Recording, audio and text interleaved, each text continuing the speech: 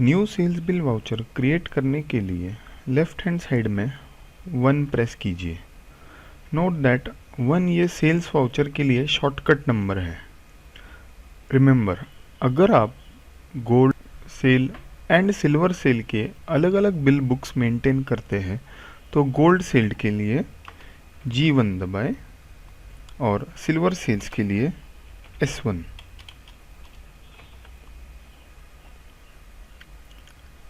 Remember, अगर आप separate bill book maintain नहीं करना चाहते तो डायरेक्टली 1 सर्च करके प्रोसीड कर सकते हैं।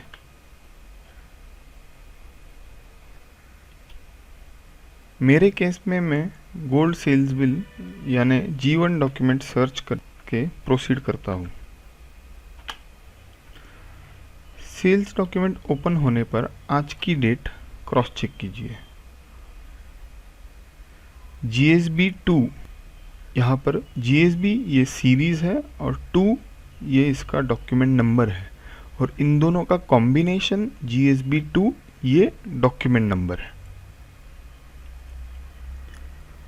उसके बाद फ्रॉम लोकेशन में जो लोकेशन से आप सेल करना चाहते हैं वो लोकेशन सिलेक्ट करें। अगर आपके यहाँ पर एक ही लोकेशन दिख रहा है तो वो सिलेक्ट करें और अगर आपके यहाँ ये फील्ड डिसेबल्ड है तो इग्नोर करें। इसके बाद कस्टमर में अगर ये आपका पुराना कस्टमर है तो नाम या नंबर से सर्च कर सकते हैं।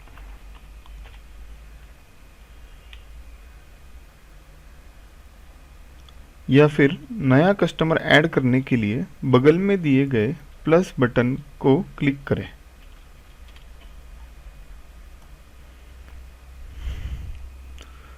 अब नए कस्टमर की डिटेल्स जैसे लास्ट नेम,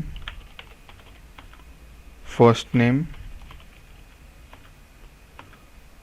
मोबाइल नंबर और बाकी के डिटेल्स दर्ज करें। कस्टमर के सारी डिटेल्स दर्ज हो जाने पर ऐड बटन क्लिक करें।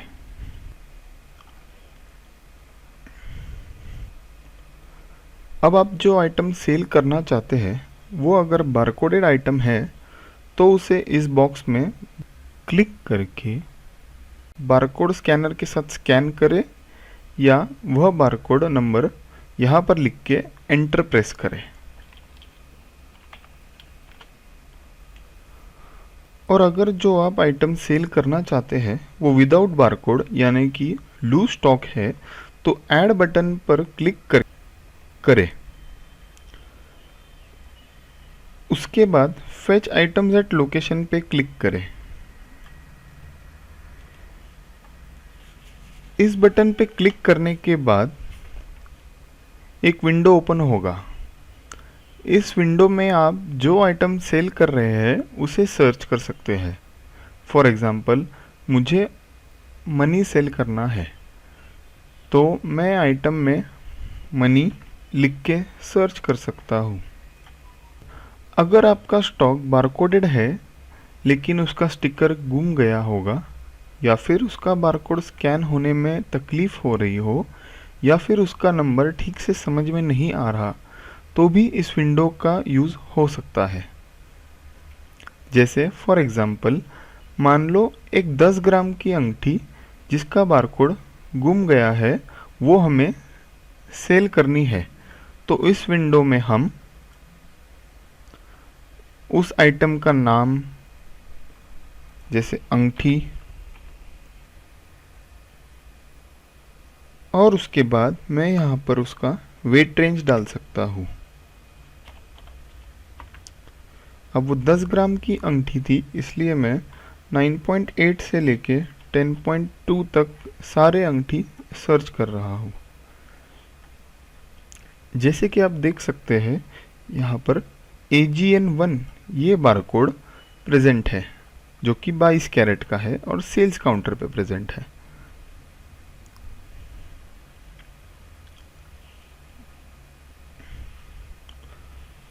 अब इसे सेल करने के लिए मैं लास्ट कॉलम में दिए गए टिक पे क्लिक करूंगा। अगर वो बारकोडेड स्टॉक है तो आप उस आइटम की मजूरी चेक करके आइटम सेव कर सकते हैं। अगर वो लूज स्टॉक है तो आप जितना ग्राम सेल करना चाहते हैं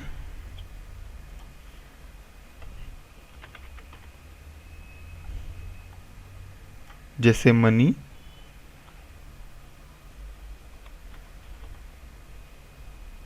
मैं 200 मिलीग्राम सेल करना चाहता हूँ, इसलिए मैंने ग्रॉस वेट में 200 मिली वेट लिखा है।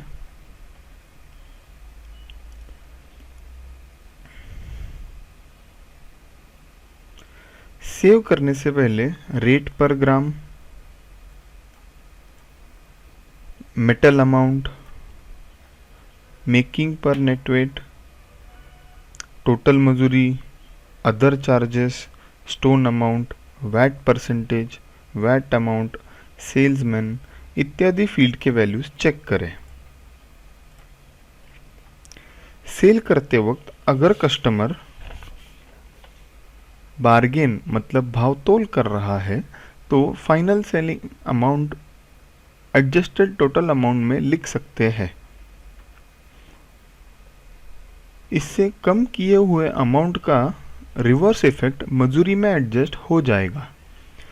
इससे आपको ये भी पता चलेगा कि भावतोल के बाद आप क्या मजूरी से इसे सेल करने वाले हो, जिससे आपको ये डिसाइड करने में भी आसानी होगी कि किस मिनिमम अमाउंट तक आप इसे सेल करना अफोर्ड कर सकते हैं। कुछ इम्पोर्टेंट पॉइंट्स, इस सॉफ्टवेयर में आपके यहाँ आइटम के सेटिंग के अनुसार मेकिंग पर नेट वेट, पर पीस या लमसम भी हो सकता है। अगर आपके सॉफ्टवेयर में मेकिंग की वैल्यू पहले से नहीं आ रही तो आप स्टॉक मैनेजमेंट में क्विक ऐड मास्टर में इसकी डिफ़ॉल्ट मेकिंग सेट कर सकते हैं। अगर आप इस आइटम के स्टोन डिटेल्स देखना चाहते हैं तो F2 बटन प्रेस करें।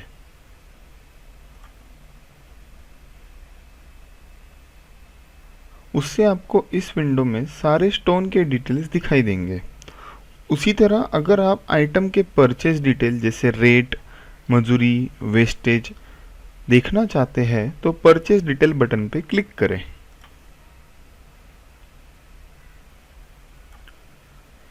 एट्रीब्यूट डिटेल्स जैसे कि size, colour of stone, stone type etcetera दिखने के लिए एट्रीब्यूट डिटेल्स बटन क्लिक करें। याद रखिए F2, परचेज डिटेल्स और एट्रीब्यूट डिटेल्स ये सुविधाएं सिर्फ बारकोडेड वस्तुओं के लिए ही उपलब्ध है और तभी आपको दिखेंगे अगर आपने बारकोडिंग करते वक्त इन्हें डाला हुआ है। अगर आप इसी सेल्स बिल में और आइटम ऐड करना चाहते हैं तो दोबारा सेम प्रोसीजर फॉलो करें। जैसे स्कैन आइटम में बारकोड नंबर, उसके बाद एंटर,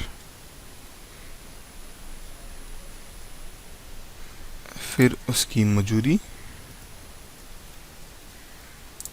और अगर कस्टमर कुछ बार्गेन कर रहा है तो एडजस्टेड फाइनल अमाउंट, और फिर अंत में सेव बटन दबाएं। यहाँ पे आपको दोनों आइटम के डिटेल्स दिखाई देंगे, AGN2 जो कि 12.5 ग्राम का है और AGN3 जो 15 ग्राम 650 मिली का है। इस तरह टोटल सेल की 28 ग्राम 150 मिली है और 2 पीसेस है। अब अगर कस्टमर हमें उसके पास का ओल्ड गोल्ड देना चाहता है तो एक्सचेंज में ऐड बटन पे क्लिक करें। यहाँ पर आप कस्टमर ने दिए हुए आइटम के डिटेल्स एंटर करें, जैसे ओल्ड ऑर्नामेंट्स गोल्ड, उसकी कैटेगरी, प्यूरिटी। एक बार रेट कंफर्म करें। याद रखिए ये जो रेट आपने एंटर किया है वो प्योर गोल्ड का रेट है और ना कि उस प्यूरिटी का जो आपने एंटर की है। फिर पीसेस, कस्टमर ने दिया हुआ आइटम का gross weight,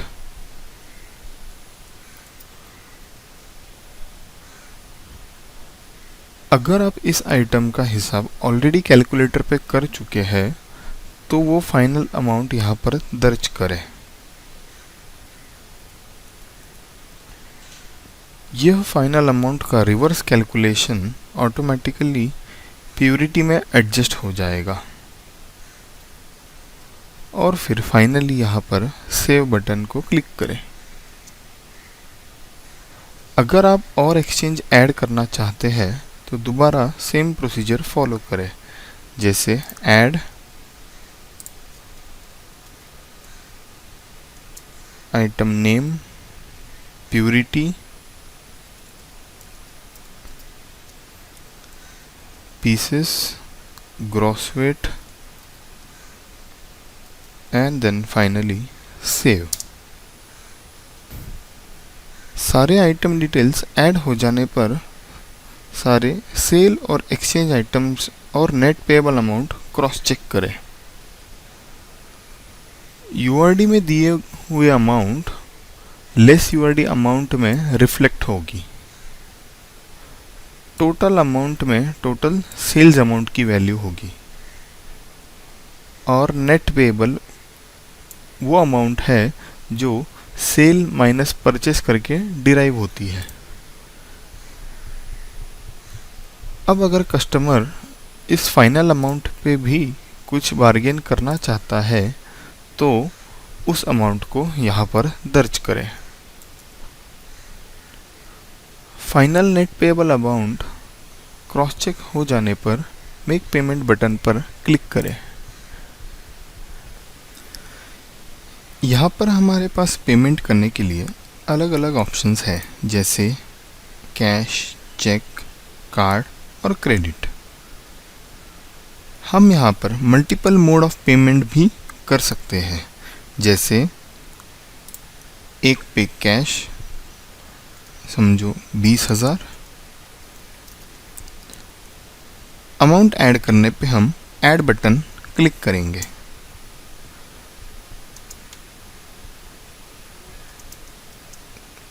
next is cheque. Cheque मान लो 25,000। Bank name, cheque number, branch और चेक पे दी गई तारीख यहाँ पर दर्ज करें। उसके बाद ऐड बटन पे क्लिक करें। किसी भी समय हमें यहाँ पर टोटल अमाउंट में उस कस्टमर को जो टोटल अमाउंट पे करनी है वो दिखेगा और सारे पेमेंट मोड ऐड करने के बाद जो अमाउंट बची हुई है वो हमें रिमेनिंग अमाउंट में दिखेगी। अब कस्टमर मान लो कार्ड स्वाइप करना चाहता है 10,000 रुपये के लिए। कार्ड का बैंक, कार्ड नंबर, अंत के 4 डिजिट और ऐड। अगर हम चाहें तो कस्टमर की कुछ अमाउंट क्रेडिट पे भी रख सकते हैं। इस केस में वह 10,014 रुपये है। क्रेडिट डेज मतलब वो कस्टमर कितने दिन में पैसे लौटाने वाला है और रेफरेंस पर्सन।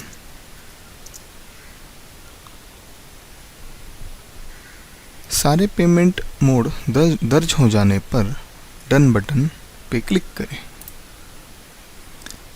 यहाँ पर आप उसके सारे पेमेंट मोड एक बार दोबारा क्रॉस चेक कर सकते हैं, जैसे by cash 20,000, by card 10,000, by cheque 25,000 और उधारी पे 10,014 रुपये। ऐसे मिलके 65,014 रुपीज़। सारे डिटेल्स एंटर हो जाने के बाद सबमिट बटन पे क्लिक करें। याद रखें, सबमिट बटन प्रेस करने पर ही ये डॉक्यूमेंट सक्सेसफुली सेव होता है।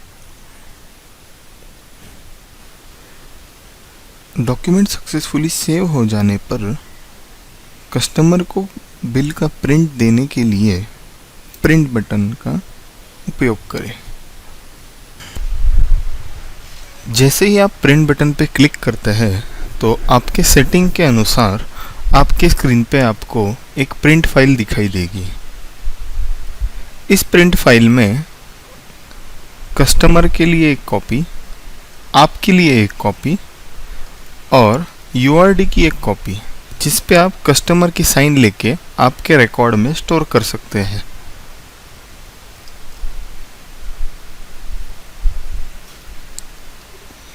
कस्टमर की इस कॉपी में आपको particulars, purity, piece, gross weight, net weight, rate और अमाउंट जैसे फील्ड्स दिखाई दे रहे हैं।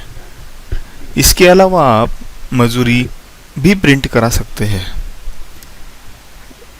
नीचे दिए गए बॉक्स में आपको कस्टमर ने किस तरह पेमेंट किया है उस सब के डिटेल्स आपको दिखाई देंगे। यहाँ पे आपको कस्टमर की साइन लेने के लिए प्रोविज़न है और यहाँ पे कैशियर की साइन। इस रिसीप्ट को प्रिंट करने के लिए आप कंट्रोल P या ऊपर दिए गए प्रिंट बटन का यूज़ करके प्रिंट कर सकते हैं। प्रिंट बटन पे क्लिक करने के बाद आपका A4 साइज प्रिंटर सिलेक्ट करके उस पे आप प्रिंट दे सकते हैं।